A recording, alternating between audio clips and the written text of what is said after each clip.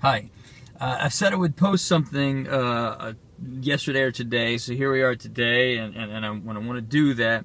But I thought, man, there's just so many words that can easily be exchanged when we're talking about this topic that it might be best if, instead of trying to type that all out with my thumbs on my phone screen, if I made some short videos. So that's what I'm going to do. I'm going to make a short video that just kind of introduces the view and kind of gives a broad sort of overview, and then I'm sure we can get granular with this stuff as we move on.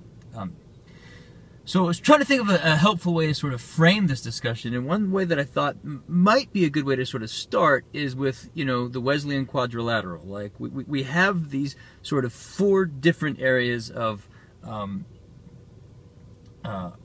revelation, like where we get information, how God communicates to us. And of course the primary one is the Bible. We have to talk about the Bible. I want to talk about the Bible.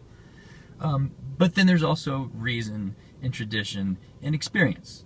And so I think we should kind of address all of those. Briefly about those four things.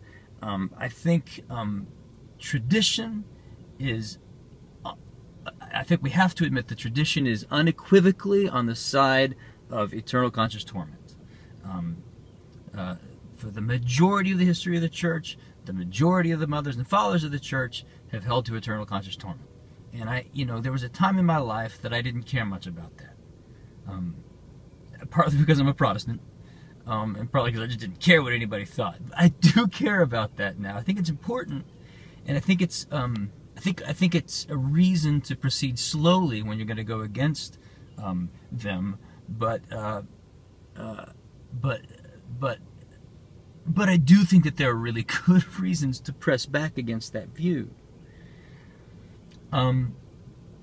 And we can talk about and meanwhile, in addition to that, about the tradition, it's not like universal salvation is a brand new view that's just cropping up here in the 21st century. If that were the case, I think that we should be very, very suspicious of it. But the truth is, there's a thin line.